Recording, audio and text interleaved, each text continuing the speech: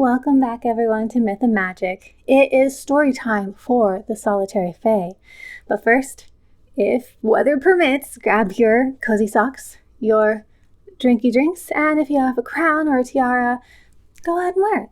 No one's stopping you except for yourself. So to truly understand how original folklore viewed these independent spirits, we must look at 4 traditional, historically documented narratives showcasing their hard work, their sharp tempers, their wilderness trickery, and their bittersweet romances. Story 1. The Brownie of Bodspec, the Unwanted Gift. The source for this one is Traditional Scottish Borders Folklore, collected by James Hogg. For generations, the remote farm of Bodspec, nestled deep within the rolling hills of the Scottish borders, was blessed by an unseen worker.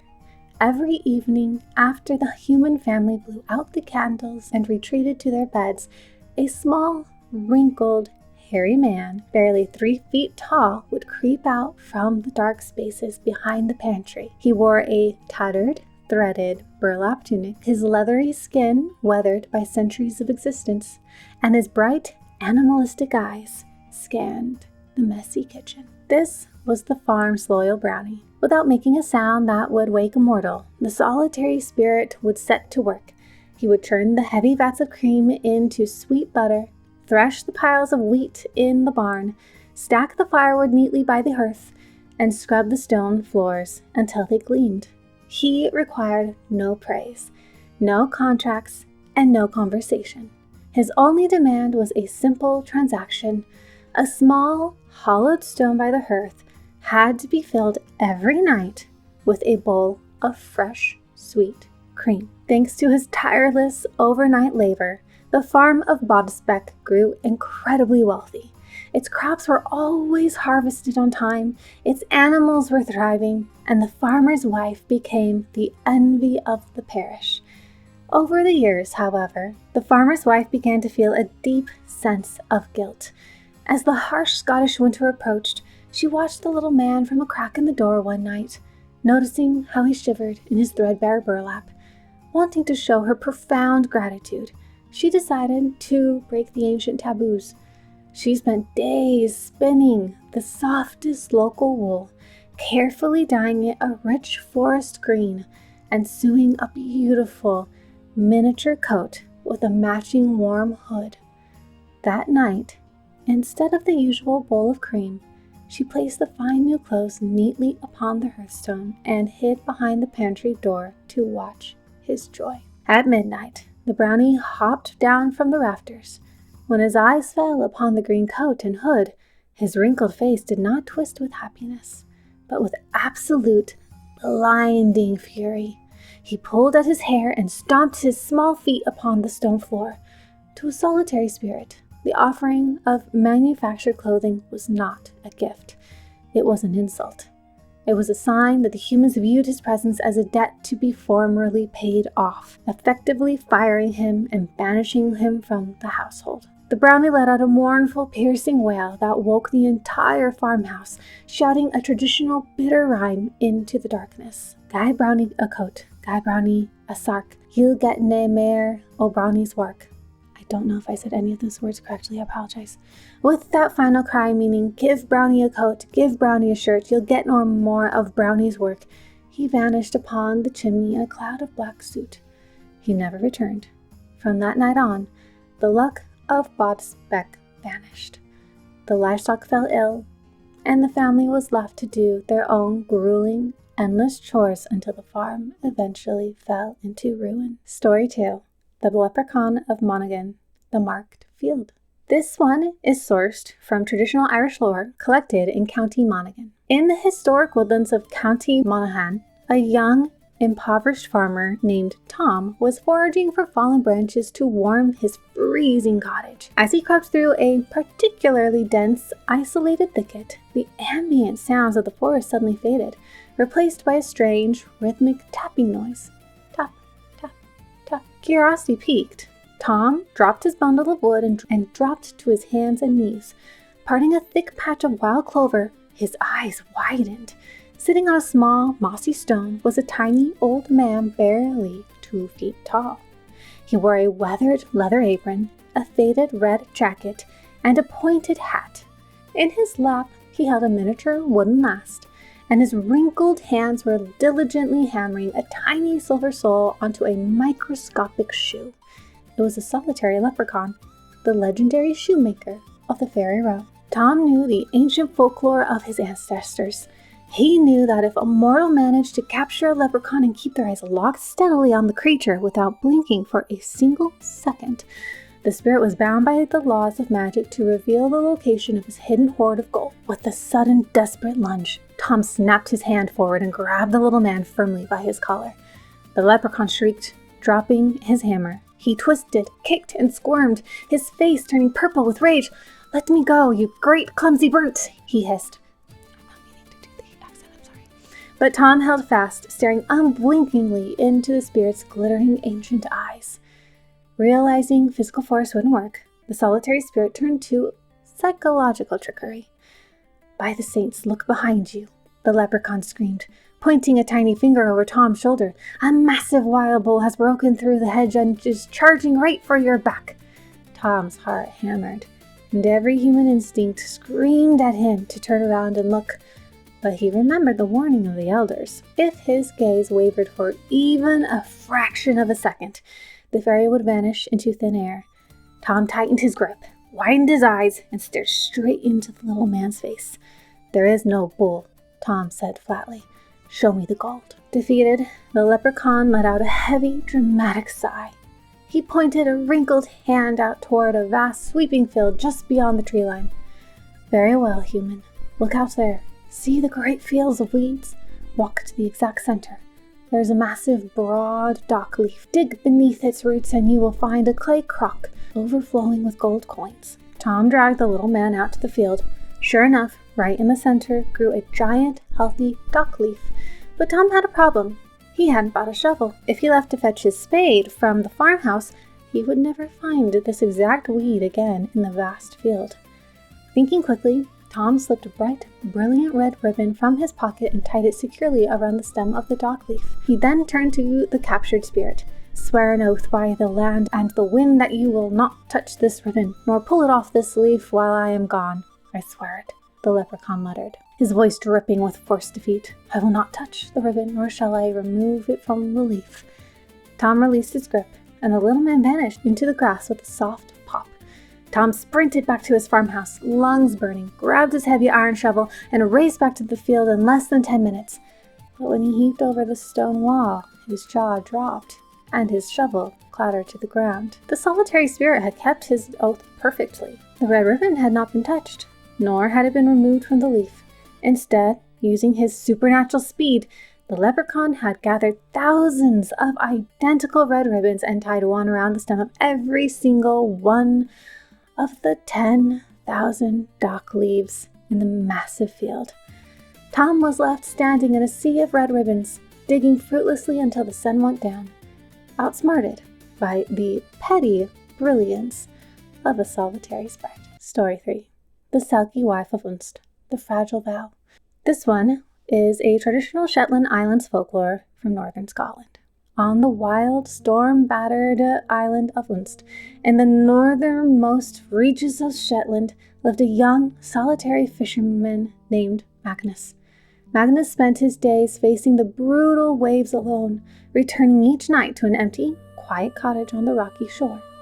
One summer's night, under the pale silver glow of a full moon, Magnus was walking along a hidden, sandy cove when he heard the sound of enchanting laughter and singing.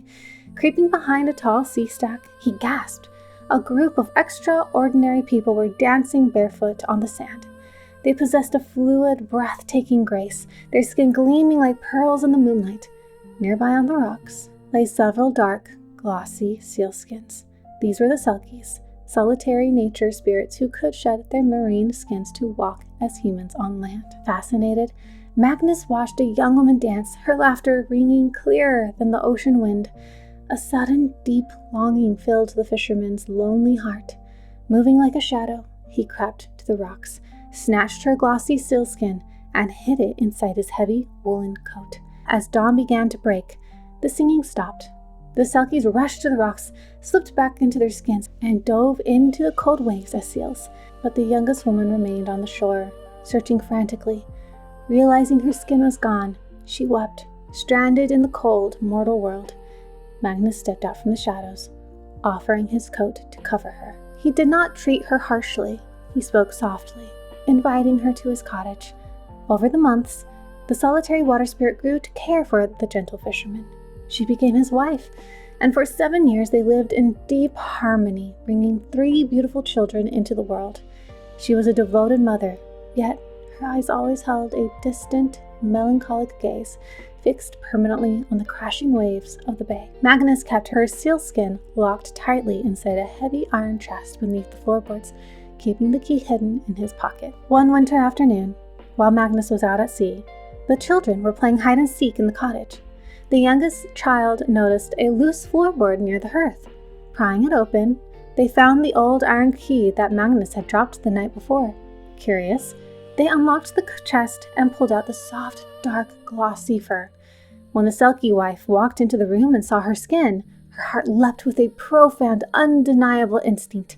She wept as she stroked the fur, torn between the deep human love she felt for her family and the fierce, primal call of her true home. When Magnus's boat pulled into the harbor at twilight, he saw his wife standing at the edge of the cliffs, holding the dark skin. He sprinted up the rocks, tears streaming down his face, begging her to stay. She looked back at him, her eyes filled with love and a crushing sadness. "I love you, Magnus, and I love our beautiful children," she whispered, her voice cracking over the sound of the tide. "But I am a daughter of the sea, and the water is calling me home." She stepped into her skin, transformed instantly into a sleek silver seal, and dove off the cliff into the churning foam. Magnus stood on the rocks for hours, watching her swim out to meet a large male seal that had been waiting in the bay. Though she never returned to live on the land, Magnus's fishing nets were always mysteriously full, and on calm summer evenings, a silver seal would swim close to the shore, watching the children play on the sand with a quiet, maternal devotion. Story 4, our last story. The Puka of Mac Gilly Cud Ease Reeks. That's a long and difficult one. I'm sorry. Or The Midnight Ride. This is a traditional Munster folklore from southwestern Ireland. Deep within the jagged, mist-shrouded peaks of Macgillycuddy's Reeks, in the southwestern Ireland, a dark, chaotic force held absolute dominion over the mountain passes. This was the territory of the Puka, a notorious ancient shapeshifter who lived in complete isolation from the fairy courts. While it could take many forms, its favorite shape was that of a magnificent, monstrous stallion, jet black from nose to hoof, with flowing midnight hair and large, wild eyes that glowed with a terrifying, sulphurous yellow light. The Puka was a spirit of pure, wild mischief. It took great pleasure in ambushing late-night travelers who dared to wander through the mountain gaps after the sun had set. One stormy night, a notoriously stubborn, loud-mouthed local named Cormac was walking home from a nearby tavern. He was filled with false courage and paid no heed to the warnings of the barkeep. As he navigated a narrow, treacherous ridge where the cliffs dropped off into pitch darkness, a heavy shadow stepped out from behind a boulder, blocking his path. Before Cormac could even raise his heavy wooden walking stick, the giant black horse lunged forward with a supernatural speed. It ducked its massive head between Cormac's legs, flipped him into the air, and caught him squarely on its muscular, leather-like back. What followed became a legend whispered across the entire province: the wild ride of the Puka. The moment Cormac's thighs gripped its flanks, the stallion unleashed a blood-curdling neigh that echoed off the stone peaks. It leapt across impossibly wide chasms, plunged headfirst down vertical gravel screes, and thundered through dense, thorny briar patches that tore at Cormac's clothes. The Puka splashed violently through freezing mountain torrents, the supernatural speed making the landscape blur in a chaotic swirl of gray and black. The solitary spirit expected the human to react like all the others, to weep, scream, beg for mercy, and pray to the saints to be let down. The Puka fed on that terror, but Cormac was cut from a different cloth. Fueled by adrenaline and a deep, unyielding streak of Irish stubbornness, he refused to break. Instead of screaming in fear, Cormac leaned forward, buried his fingers deep into the stallion's thick midnight mane, locked his legs around the beast's ribs, and let out a wild, booming roar of sheer exhilaration right back into the wind. He rode the terrifying shapeshifter as if he were a warrior charging into battle, cheering louder with every gravity-defying leap. For hours, the puka tried every terrifying maneuver it knew, galloping at breakneck speed across the dangerous terrain, but the human remained glued to its back, laughing in the face of the storm. Just as the first pale light of dawn began to break over the eastern peaks, the puka skidded to a sudden, heavy halt right outside the wooden gate of Cormac's own small cottage. The horse breathed heavily, clouds of thick white steam rising from its jet-black coat in the freezing morning air. Cormac, exhausted, bruised, covered in mud, and bleeding from the briars, tumbled off the horse's back and landed hard on the wet grass. He slowly dragged himself to his feet, groaning as his muscles protested. But instead of running for his door, Cormac turned around, wiped the mud from his face, looked the terrifying stallion directly into its glowing yellow eyes, and grinned. "Is that the best you can do, horse?" he cheered, slapping his knee. "My grandmother's donkey gives a wilder ride than that." The puka stared at the battered mortal for a long, heavy moment of silence. Slowly, the terrifying tension in the stallion's posture dissolved. A deep, rumbling sound began to shake its chest, a sound into a booming, echoey chuckle. The solitary spirit respected raw, defiant courage above all else. The puka dipped its massive head in a slow bow of mutual respect to Cormac, spun around, and galloped into the mountain mists. From that winter night on, Cormac was never troubled by wilderness spirits again. In fact, during heavy winter blizzards, he would often wake up to find his stray sheep mysteriously and safely herded right into his barn, guarded by the unseen hand of the mountain trickster. Thank you for listening to this deep dive into the independent, eccentric, and powerful worlds of the solitary fae on Myth and Magic. I am Lore, which I keep forgetting to mention. If you enjoyed this or any of my other videos, please consider subscribing, click the like button, push the little ding bell thing to get notified. I don't know, whatever you want to do. If nothing, that's also great. Keep your socks cozy. Enjoy the rest of your drinky drinks if you haven't already. And remember, look after your hearth, watch your step in the deep woods, and if you find a glossy skin on the rocks, remember the rules of the wild. See you next time.